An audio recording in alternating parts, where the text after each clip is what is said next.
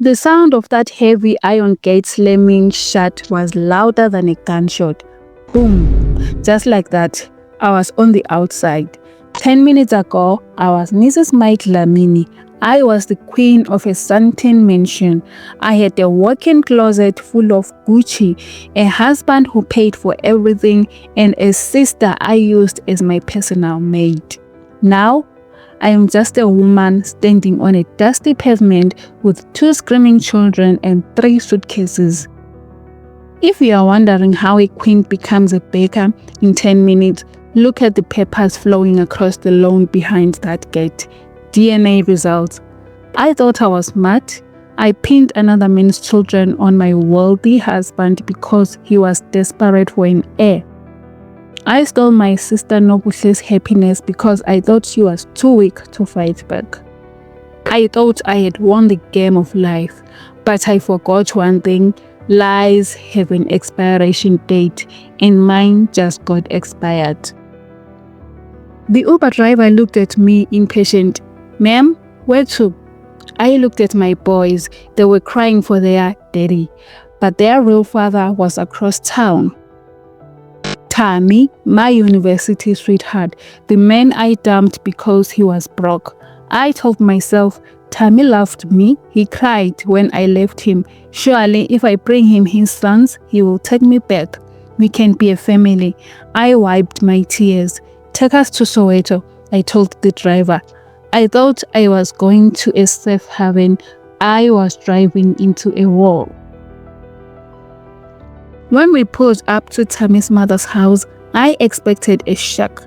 Instead, I saw a renovated house with a new car inside. Tammy walked out. He wasn't the broke boy I left. He was a man. I ran to him. "Tammy, it's me. I'm back. These are your sons." He looked at the kids and his eyes softened. Then he looked at me and his eyes turned to ice. "I need support, Tammy," I begged. "Mike kicked us out. We have nowhere to go." Tammy crossed his arms. "You want me to support them? I will. They're my blood, but I will not support you." "But we can't be a family," I cried. He laughed, a dry, painful sound. "I already have a family, Pindile. If you want these kids to eat, you will leave them here. My wife will raise them." "Your wife?" I gasped. "Yes," he said calmly. "And if you want to negotiate visitation hours, talk to her. She runs the house." A beautiful woman walked out. She didn't look mean. She looked kind. She looked like a mother. She knelt down and opened her arms to my children. "Come here, little ones," she said softly. "You must be hungry." My sons didn't even look back at me. They walked into her arms. I stood there, holding my designer bag, realizing I had nothing to offer them. No food, no roof, no love. I had to surrender them. I watched the gate close with my children on the other side. I was officially alone. I spent the night in a cheap lodge. I told myself, it's okay, stop crying. You are still Pindile. You have a marketing degree. You have a high-paying job. You can rent a flat and get your kids back. The next morning, I dressed in my best suit. I walked into my office building, head held high. I was ready to work. But the turnstile wouldn't open. Beep, beep, access denied. The head of security walked out with a cardboard box. My box. "You can't come in, ma'am," he said, not making an eye contact. "What? I work here," I screamed. "Not anymore." The instruction came from the board. Conflict of interest, fraud investigation. I froze. Mike, he played golf with the CEO. He didn't just fire me, he destroyed me. He wanted to make sure I starved. I didn't give up. I went to 3 interviews that week. Every time it went perfectly. They loved my CV, they loved my smile. Then came the reference check. "We called your previous employer," the HR lady said, looking at me with disgust. "They said you falsified documents. We can't hire someone who can't trust." Mike had blacklisted me. My degree was now just a piece of paper. The bills were piling up at the lodge. I sold my jewelry, I sold my phone, but my hunger doesn't care about Gucci. Desperation has a specific taste. It tastes like bile. I walked past a local gym.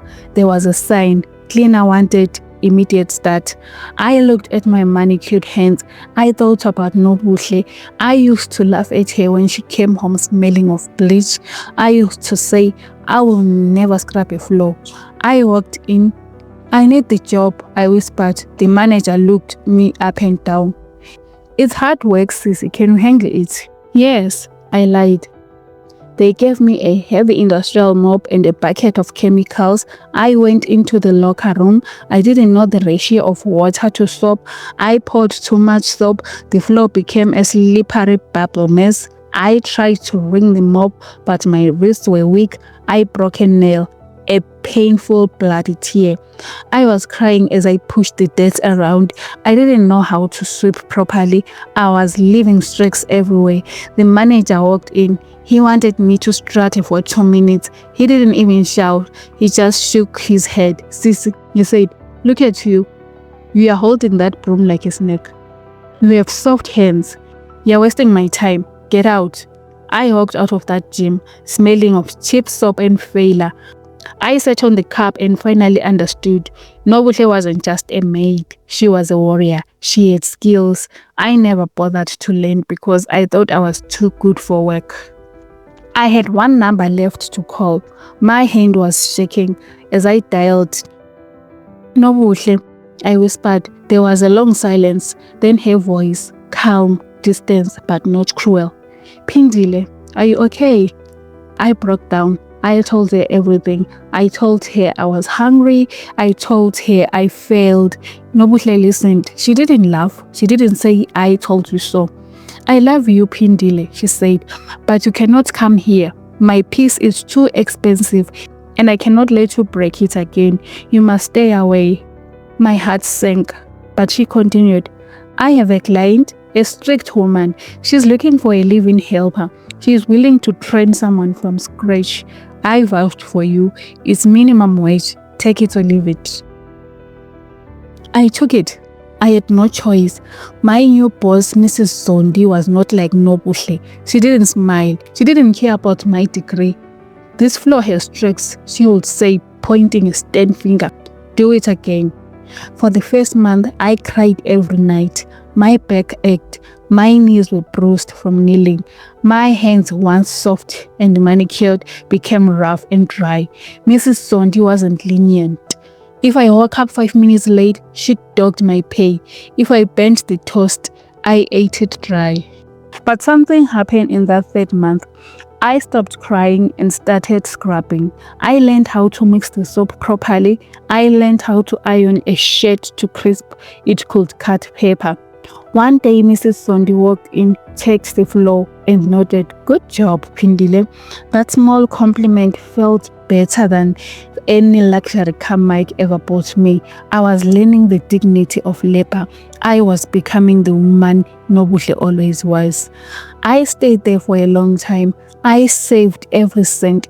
I spoke to Nobuhle sometimes, but brief calls. She was happy for me, but she kept her boundary. "I'm proud of you, Sissy," she would say. "Keep going." That was enough. I learned to respect her distance. I realized that love doesn't mean access. I visited my boys at Tammy's house on Sundays. I was humble. I thanked his wife for feeding them. I didn't fight. I just loved them and went back to my bedroom. I was becoming a good girl, a real woman. Then the phone rang. It was a number I didn't know. "Hello, is this Pindile? We have your CV on file from 6 months ago. The position has opened up again. Are you still interested?" I froze. It was one of the companies I applied to before Mike ruined my name. Maybe the blacklist has expired. Maybe God saw my suffering. "Yes," I choked out. "I'm available." I walked into that interview not as the arrogant queen who deserved the job, but as the humble woman who needed it. They saw the change in me. They hired me on the spot. 2 months later, I signed the list on a flat. It wasn't a mansion in Sandton. It was a simple 2-bedroom apartment, but it was mine, paid for with my own sweat. I went to Tammy's house. I sat down with him and his wife. I'm ready, I said. I have a home, I have a job, I want my boys. Tammy looked at his wife. She smiled. We know, she said. We have seen the change in you, Pindi. You can take them, but we are still family. We will still co-parent together. But the biggest blessing wasn't the job or the flight. It happened 2 weeks later. Nobuhle called me. Her voice was shaking. Pindile, she said, he's coming home today. Get dressed. I knew exactly who she meant. Mtogo. I was terrified. I hadn't seen him since I stopped visiting him in prison years ago because I was too busy being a rich wife. I was ashamed to face him. Nobuhle picked me up. We drove to the prison in silence. When the heavy metal gates opened, my heart skipped. He walked out. He looked older. He had gray in his beard, but he walked tall like a lion who was never truly caged. Nobuhle ran to him first. They hugged, a hug that held 10 years of pain and victory. Then Mtogo looked at me. I was standing by the car, looking at my feet. I couldn't breathe. He walked over to me. He didn't shout. He didn't ask why I abandoned him. He just lifted my chin with his rough hand and looked into my eyes. He saw the struggle. He saw the change. You fell, he said softly, but you got back up. That is what matters. Welcome back, little sister. I collapsed into his chest and cried like a baby. The brother who sacrificed his freedom for my education had forgiven me for wasting it. That weekend, we had a feast at Nobuhle's house. It was the first time in 15 years that all 3 of us were at the same table. Mtogo sat at the head of the table. He looked at Nobuhle, the successful business owner. He looked at me, the independent mother. He smiled, raised his glass and said, I sat in a cell for 10 years, wondering if it was worth it. Today, looking at you two, I know it was.